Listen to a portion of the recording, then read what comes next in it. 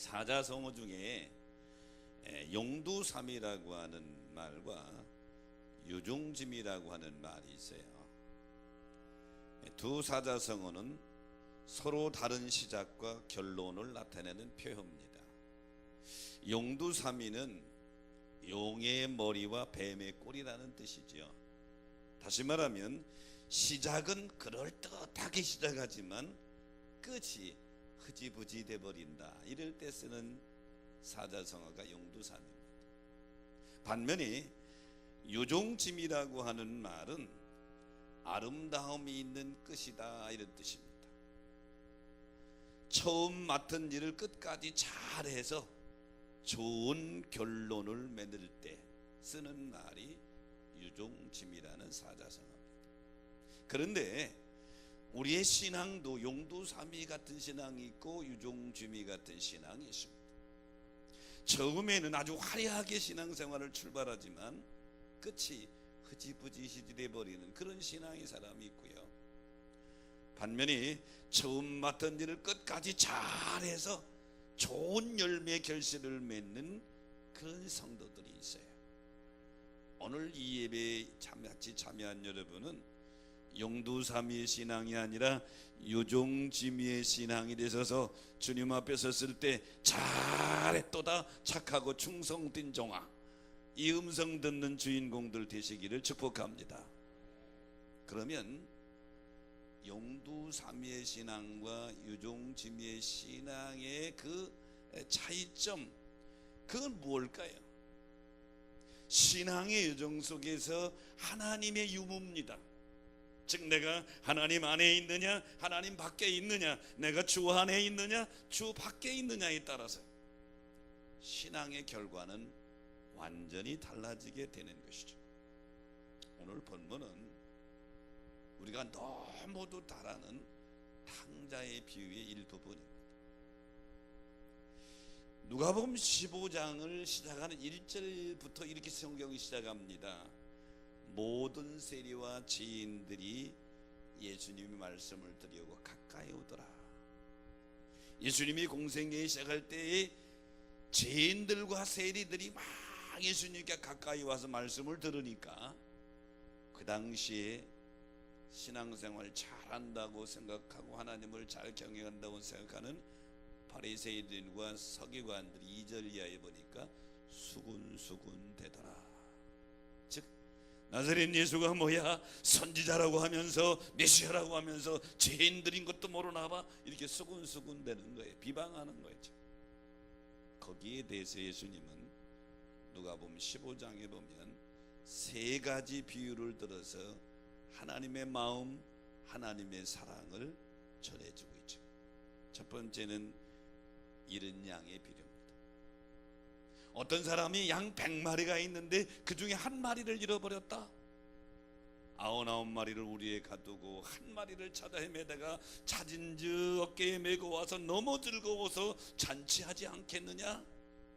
그러면서 결론은 죄인 한 사람이 회개하고 돌아오면 회개할 것 없는 의인 99으로 기뻐하는 것보다 하나님이 더 기뻐하시느니라. 두 번째 비유는 10드라크마의 비유입니다. 어떤 여인이 10드라크마가 있는데 한 드라크마를 잃어버렸다. 방을 쓸고 빚을 붙여 찾으니 얼마나 기쁘냐. 이웃들을 초청해서 잔치했다. 세 번째 오늘 본문에 탕자의 비유인 어떤 사람에게 두 아들이 있었다. 둘째가 아버지, 나에게 물려준 유산을 나에게 주세요. 그리고 유산을 받아가지고 먼 나라로 가서 허랑방탕하다가 기근이 와서 완전히 알거지가 됐다. 그리고 돼지 목장에서 돼지 사료 먹으면서 고생하다가 아버지 집에 돌아왔는데 아버지가 그를 끌어안고 기뻐하며 그를 다시 회복시켜 주셨다. 이 세 가지 비유를 가만히 전개되는 것을 보면 100마리 양, 10드라크마, 잃어버린 한 아들, 10분의 1씩 줄어가면서 한 아들의 중요함을 그렇게 표현해 주고 있습니다. 저는 오늘 이 말씀을 가지고 둘째 아들의 회개, 이런 제목을 잡아봤는데요, 둘째 아들의 회개, 첫째는 아버지 집을 떠나 먼 따라가서 허랑방탕했습니다. 오늘 본문 13절에 보니까 먼 나라에 가서 거기서 허랑방탕하여 그 재산을 허비하더니 이렇게 말씀하고 있죠. 여기 허랑방탕이라는 말은 아소토스라는 단어를 썼는데요, 이 단어의 의미는 구원에 합당하지 않는 이런 뜻이에요. 둘째 아들은 아버지 재산을 구해가지고 자기 먼 나라 아버지 품을 떠나가서 자기 마음대로 막 쓴 거예요. 세상적인 기준으로 보면 자기 돈 가지고 자기가 쓰는데 뭐가 문제냐, 이렇게 반문할 사람이 있을 거예요. 근데 하나님의 기준으로, 성경의 기준으로, 말씀의 기준으로 보면 우리가 버는 것도 잘 벌어야 되지만 쓰는 것도 합당하게 써야 될 줄로 믿습니다. 잘못 쓰는 거 이것도 죄란 말이죠. 요한일서 2장 15절에 보면 이 세상이나 세상에 있는 것들을 사랑하지 말라.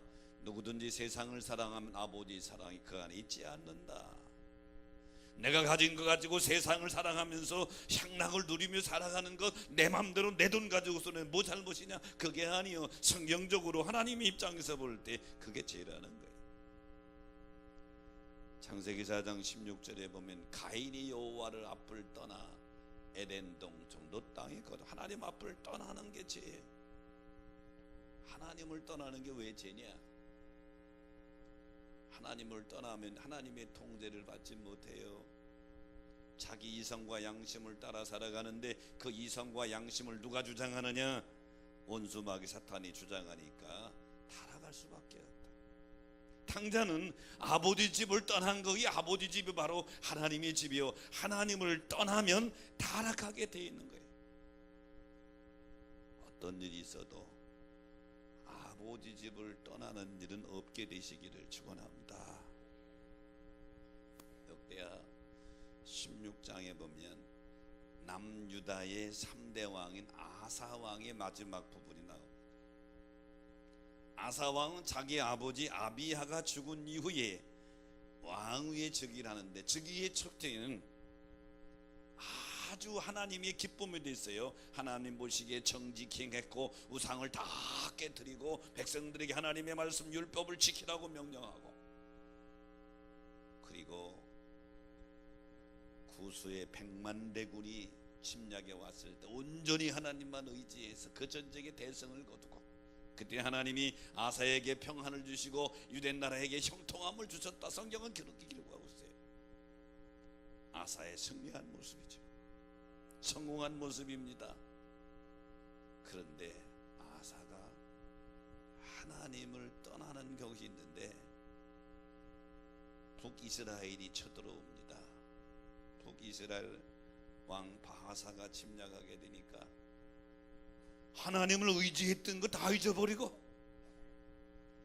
그리고 아람왕 베나덴에게 조공을 바칩니다. 왕궁에 있는, 또 성전에 있는 금을 다 모아다가 조공을 바치고 우리 좀 도와주세요. 하나님 잊어버렸어요. 하나님 떠났어요. 결과가 아사왕이 결국 멸망으로 가는 길을 걸어가고 있죠. 토인비가 유명한 말을 했어요.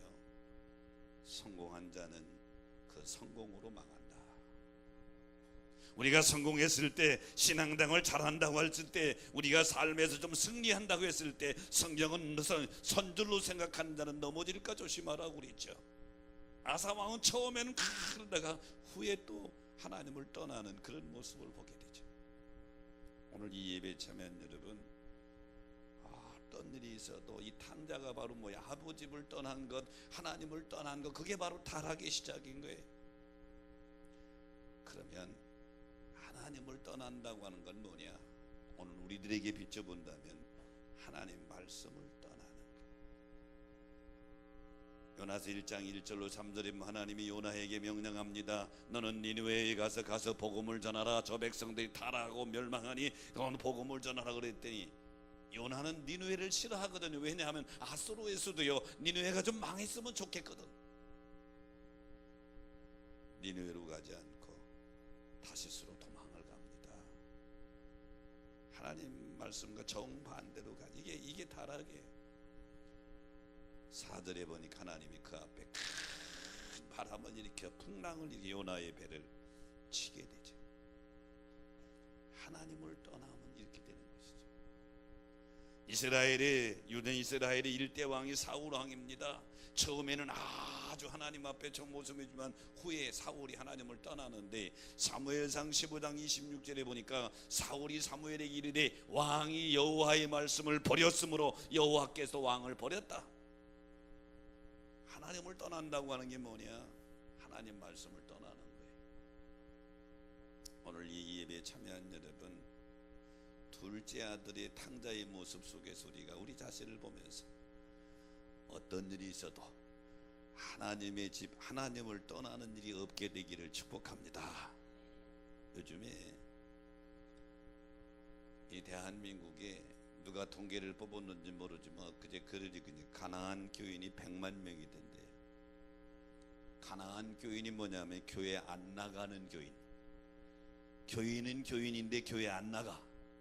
이런 사람을 가나안 교인이라고 그랬는데, 그런데요, 이유야 어떻든 간에 하나님의 집을 떠나면 말라지게 돼 있어요. 여기 화분이 있지, 북에. 얘는 좀 길이가 길고요, 얘는 좀 이렇게 이파리가 길이가 짧아요. 같이 옆에 붙어 있거든요. 근데 얘가 저는 키 큰다고 나를 무시하고 이놈이 나를 좀 그래, 에이, 그리고 뚝 떨어 나온다면 그 순간부터 이 이파리는 죽는 거예요. 얘하고 좀 껄끄러워도 그냥 그 나무에 붙어 있어야 되는 거예요. 연못에 사는 고기가요, 옆에 있는 친구가 자꾸 괴롭게 해요. 자꾸 나를 못 살게 굴어요. 마음에 안 들어요. 에이, 너하고 안 살아하고 툭 연못을 뛰쳐나와서 언덕에 잔디밭에 뚝 떨어진다면 그 고기는 죽는 거예요. 이 땅에 있는 모든 교회, 전 세계에 있는 모든 교회에서 완벽한 교회는 한 교회도 없어요. 왜 그런 줄 알아요? 교회는 의인들이 모이는 곳이 아니라 죄인들이 모이는 거예요. 예수님께서 말씀하시기를 내가 의인을 부르러 온 것이 아니라 죄인을 불러 회개케 하러 왔노라. 부름받아서 영혼이 구원받아 영생을 얻었지만 아직도 인격과 성품은 주님을 완전히 닮질 못해서 닮아가는 과정 속에 있단 말이에요. 여기저기 충돌이 일어날 수 있어요. 그럴 때 어떻게 해야 되느냐? 나와 관계된 모든 사람이 내 선생님이다 이렇게 생각하면 돼요. 믿음 생활 잘하는 성도, 집사님, 권사님, 장로님 보면 나도 저 사람처럼 믿음 생활 해야지 하고 롤 모델로 자꾸 따라가면 돼요. 근데 믿음이 없는 내가 봐도 참 엉망진창이거든. 세상 말로 정말로 믿지 않는 사람만도 못해. 아이고 저런 사람이 교인이라고 이런 사람이 보이거든. 다 산지석으로 삼으세요. 나는 절대로 저렇게는 믿지 말아야지 하고 반대로 하세요. 그러면 그 사람도 내 선생님이 될 줄로 믿습니다. 이래야 교회 생활 잘하는데 신앙생활하다가 관계성에 문제가 되는 거예요. 관계성에 같이 목장에서 하다가 선교회에서 하다가 같이 관계를 하다가 걸려 넘어지는 거예요. 그래 왜 이런 사람이 있다고 다른 교회 가요? 거기도 마찬가지야. 세상에 완벽한 교회는 어디도 없다. 건강한 교회로 지향하고 있는 것은 사실이지만 완벽한 교회는 한 곳밖에 없는데 천국에 가면 그 교회는 완벽할 줄로 믿습니다. 거기에는 아무도 없다. 그러니까 사랑하는 여러분, 가난한 교인 이건 되지 말라. 어떤 일이 있어도 아버지 집을 지키는 자가 되시기를 축원합니다. 아버지 집을 지켜라. 그리고 절대로 누구와 비교하지 말라. 비교하면 비참해집니다. 나보다 나은 사람, 나보다 더 복받은 사람하고 나가 비교하면 비참해져요. 그 사람보다 내가 낫다고 생각하면 교만해져. 하나님이 나에게 주신 분깃을 가지고 비교의 대상은 딱 하나요. 어제의 나와 비교하라. 어제의 나와 오늘의 나를 비교하라. 그러면 성찰이 되는 거예요. 어제보다 점점 나아지는 모습으로 내가 바꿔지는 것에 타인과 비교하지 말고 어제의 나와 비교하라. 그 점점 주님의 형상과 모양을 닮아가는 여러분 되시기를 축원합니다. 자, 탕자의 비유 중에 얘기한 탕자의 둘째 아들 형제, 첫 번째, 어떤 일이 있어도 아버지 집을 떠나지 말라. 아버지 집을 떠나는 것이 타락이다. 두 번째는 흉년이 들어 궁핍하게 되었다. 오늘 14절에 보니까 다 없이 한 후에 그 나라에 크게 흉년이 들어 저가 비로소 궁핍하게 된지라. 흉년이라고 하는 단어는 니모스라는 단어를 썼는데요, 흉년, 전쟁, 가뭄으로 번역될 수 있는 단어인데 아주 극히 굶주린 상태를 가리키는 거예요. 그런데 크게 흉년 들었다. 요즘의 흉년 같으면 무역을 통해서 어느 정도 해결이, 이 당시에 흉년 들면 엄청 어려운 거거든요. 근데 적게 흉년 드는 것이 아니라 크게 흉년 든다. 기억하십시오. 성도가 아버지 집을 떠나면 흉년을 만납니다. 동의하시면 하면, 이 성경은 우리에게 뭘 증언해줘요? 성도가 아버지 집을 떠나면 흉년을 만난다. 그럼 그 흉년이 그 아버지 집을 떠난 성도에게 주신 하나님의 저주냐? 저주가 아니라 축복이에요. 만약에 탕자가 흉년을 만나지 않았더라면 계속해서 그 모양으로 살다가 멸망당했을 거예요. 흉년을 만나 죽게 생겼으니까 아버지 집을 생각하는 거예요. 내 아버지 집은 거할 곳이 많은데, 그리고 아버지 품으로 다시 돌아와서 아버지의 자녀의 모습이 되는, 그게 복이란 말이죠. 성도들이 아버지 집을 떠나면 하나님이 그에게 흉년을 주는 게 복이라 이 말이에요. 왜? 다시 아버지 집으로 돌아오니까. 믿으시면 아멘 하십시다. 네헤미야 17장 5절에 보니까 여호와께서는, 마음이 여호와께서 떠난 그 사람은 저주를 받을 것이다. 근데 그 저주 자체가 복이라 이 말이에요. 시편 73편 27절에 보면 무릇 주를 멀리 하는 자는 망하리니, 아버지 집을 떠나면 흉년 만나는 건 게 공식이에요. 수학에도 공식이 있듯이 신앙생활에도 공식이에요. 그럼 탕자가 만난 흉년의 모습을 볼까요? 본문 14절에 보니까 궁핍한 자가 되었고, 15절에 보니까 돼지 목장에서 일하고, 16절에 보니까 쥐엄열매, 돼지가 먹는 돼지사료 쥐엄열매로 배를 채우고, 17절에 보니까 죽을 지경이 되었다. 그러므로 여러분 기억하십시오. 하나님이 전능하신 걸 믿으시면 아멘 합시다. 하나님이 전능하신 하나님이 나를 불러서 하나님을 아버지라 경외하면서 믿음 생활하도록 축복해 주셨는데, 아버지 집을 떠나면 아버지가 그냥 두는 것이 그 앞에 흉년을 던진다. 근데 그 흉년 자체가 아버지의 사랑이라 이 말이죠. 삼손이 이스라엘의 사사가 되어 20년 동안 사사 노릇합니다. 하나님이 그에게 능력을 주시니 하나님의 영에 감동된 삼손이 사자입을 맨손으로 찢잖아요. 그런데 삼손이 아버지를 떠납니다. 이방 여인 드릴라와 사랑에 빠지고, 결과 나세린의 증편인 머리를 밀어버리게 되니까 힘이 빠져서 블레셋의 노예가 돼버리고, 코 끼어가지고 블레셋 방백들 앞에서 재주 부리는, 맷돌을 넣으며 재주 부리는 비참한 모습이 돼버리죠. 하나님의 사사로 20년 동안 능력 있게 쓰임 받았던 삼손이 왜 이렇게 됐을까요? 왜 비참하게 됐을까요? 하나님을 떠났기 때문에 그렇죠. 그러므로 사랑하는 성도 여러분, 오늘날 우리는 현대 그리스도인들은 삼손처럼 우리도 나시린이요 거룩하게 살아가고 부름받은 성도라. 성도는 거룩한 분이라는 뜻이에요. 그런데 하나님을 떠나면 흉년을 만나게 되고, 결국은 풍랑을 만나게 되고 비참하게 된다. 탕자의 비유 속에 두 번째 기억하십시다. 하나님 떠나면 만나는 것은 풍년이 흉년이다. 그러면 우리의 영혼도 문제지만 육체도 건강도 다 뭉그러진단 말이죠.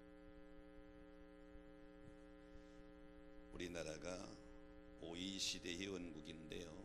OECD는 경제협력개발기구를 OECD라고 그러죠. 13년 동안 1등하는 게 있어요. OECD 회원국 중에서. 근데 이건 명예로운 1등이 아니에요. 자살률이 1등이니까. 13년 동안 OECD 회원국 자살률 1등이에요. 10만 명당 28.4명인데요. 자살률은 예전에 우리가 못 살을 때는 그렇게 많지 않았어요.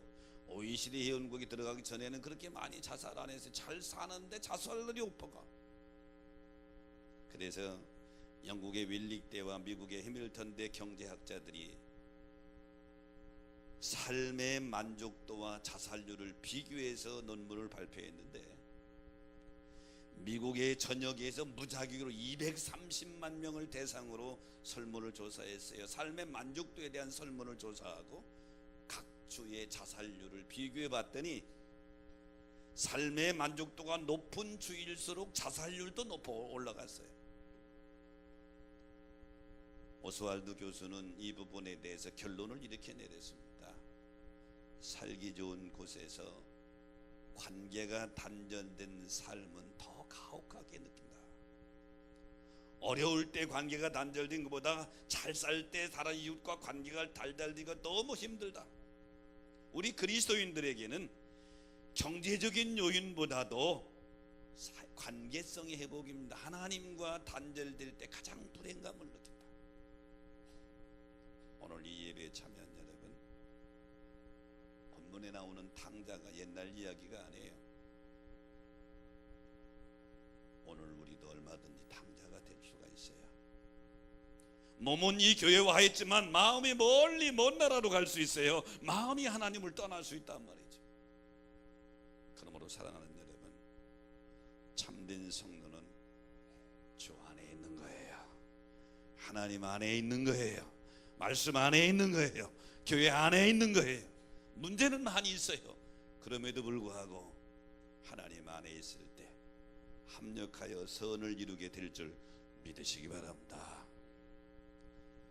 둘째 아들에게 세 번째는 아버지는 돌아온 아들을 기쁘게 맞아줍니다. 20절에 보면 아직도 상가가 먼데 아버지가 저를 보고 측은히 여겨 달려가 목을 안고 입을 맞추니, 여기 입을 맞춘이라고 하는 단어, 카테필레오라고 하는 단어는요, 단수가 아니라 복수형으로 썼습니다. 그러니까 한 번 입을 맞춘 게 아니라 아버지가 계속 맞췄다는 거예요. 아들을 안고 끌어안고 계속 입을 맞춘 거예요. 너무 사랑하니까. 이게 위선적이고 형식적으로 아들을 맞아들이니까 너무 내가 사랑한다, 잘 왔다 잘 왔다 그러면서 계속 입을 맞추는 거예요. 상태에 있든지 회개하고 돌아오면 용서하시는 줄로 믿습니다. 맞아주시는 줄로 믿습니다. 다시 회복시켜 주시는 줄로 믿습니다. 시편 34편 18절에 보면 여호와는 마음이 상한 자를 가까이 하시고 중심으로 통회하는 자를 구원하시는도다. 역대하 7장 14절에 보니까 내 이름으로 일컫는 내 백성이 그들이 악한 길에서 떠나 스스로 낮추고 기도하여 내 얼굴을 찾으면 내가 하늘에서 듣고 그들의 죄를 사하고 그 땅을 고치리라. 그러므로 사랑하는 여러분,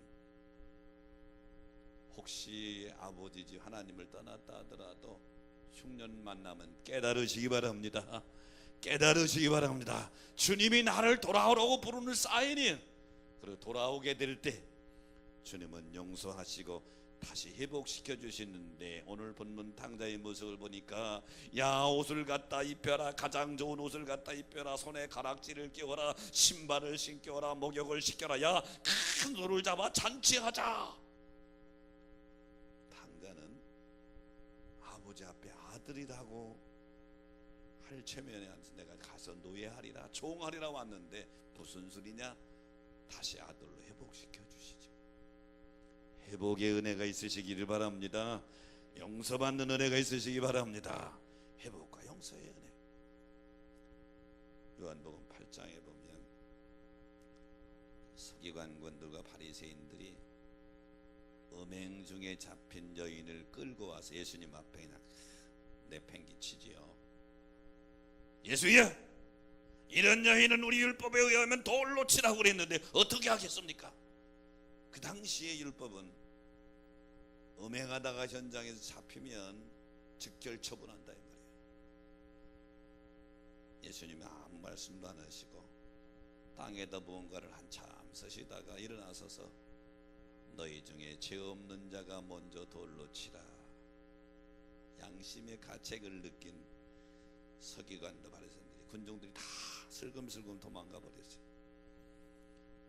마지막에 예수님과 이 여인 단둘이 남는 예수님 뭐라고 말씀하시죠? 나도 너를 정죄하지 아니하노니 가서 다시는 죄를 범하지 말라. 예수님 그 여인이 다 돌아가서 다시 죄짓지 말라. 그 여인을 용서하시면서 다시 회복시켜 주시는 주님의 모습이죠. 사랑하는 여러분, 회개할 때 하나님은 용서하시고 회복시켜 주시는 줄 믿으시기 바랍니다. 성경에 보면 사사기를 읽다 보면 참 이스라엘 백성들이 해도 너무한다 이런 생각이 들어요. 사사기에서는 여호수아가 죽은 이후에 이스라엘의 왕이 세운 사울 왕이 있기까지 곧 기간 동안 하나님이 12명의 사사를 세워서 신정통치하는 거예요. 1장부터 21장까지 사사기서가 전개되는데요, 거기에서 계속 반복되는 구절이 이런 구절이요. 이스라엘 자손이 또 여호와의 목전에 악을 행하여, 이스라엘 자손이 또 여호와의 목전에 악을 행하여, 이 말씀이 계속 반복돼요. 이스라엘 우상 숭배하고 범죄하고 하나님을 등지, 하나님 이방 나라를 강하게 하서 이스라엘을 징계함. 이스라엘이 하나님 잘못됐으면 살려주시오 그러면 사사를 세워서 이방 민족을 물리시고 구원해주고, 다시 평화가 오고, 평화가 오면 다시 또 악을 행하니까 또 하나님 이방 민족을 들어서 이게 계속되는 거예요. 사사기에서 볼까요?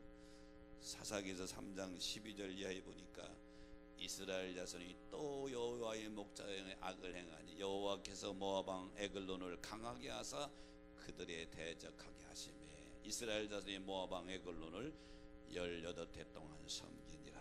부르짖음에 하나님이 인순잡이 에웃을 사사로 세워서 해결해 주죠. 사사기 6장 1절에 보니까 이스라엘 자손이 또 여호와 앞에 악을 행하여, 사사기 10장 6절에 보니까 이스라엘 자손이 또 여호와의 목전에 악을 행하니까 블레셋 사람의 손에 팔아버려. 사사기서가 계속 이렇게 반복되고 있어요. 그럼에도 불구하고 부르짖고 회개하면 용서하시고 회복시켜 주시는 줄 믿으시기 바랍니다. 탕자의 비유 중에서 하나님은 회개할 때 용서하시고 회복시켜 주시는 분이시다. 믿으시면 아멘 하십시다. 우리나라의 초대 기독교 역사에 보면 혜성 같은 인물들이 많이 있는데요, 그 중에 김익두 목사님이 있어요. 황해도 안악 출신으로 평양 깡패입니다. 얼마나 못된 깡패였으면 평양시 안악내들이 시장 갈 때 그렇게 빌었대요. 오늘 제발 김익두 좀 안 만나게 해주세요. 너무 못된 짓만 하니까. 그런데요, 하루는 서양 선교사 부인 여자 선교사가 평양 시내에서 전도지를 주면서 전도를 하는데, 김익두가 이 코 큰 여자 서양 선교사가 주는 선이 전도지를 받아가지고 코를 휙 풀어서 버렸어요. 코를 풀어가지고 버린 거예요. 그러니까 이 선교사가 하는 말이, 전도지로 코를 풀면 코가 썩습니다 그랬어요. 화가 나니까 그런 거죠. 전도지 줬네 그걸 코 풀어내 부르니까. 근데 그 한마디 하나님 역사하신 거예요. 그날 밤에 잠을 자는데 김익두가 꿈을 꾸는데 코가 썩는 거예요. 코가 막 썩어 들어가니까 깜짝 놀라 깨보니까 꿈이야. 그 코콘 여자 선교사가 했던 말이 생각이 나서 그 다음 날 얼른 찾아간 거예요. 코 안 썩으려면 어떻게 해야 되냐고. 그래 그 기믹들을 붙잡고 복음을 전해 그가 예수 믿은 거예요. 그리고 평양신학교에 가서 1910년도 평양신학교를 졸업하지요. 목사가 됩니다. 기믹두의 영향으로 목사가 된 사람이 200명이 넘어요.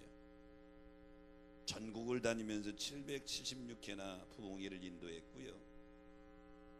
마지막 순교는 1950년 6.25 때 10월 14일 50여 명의 성도들과 새벽기도 하다가 공산당들에게 총살을 당하죠.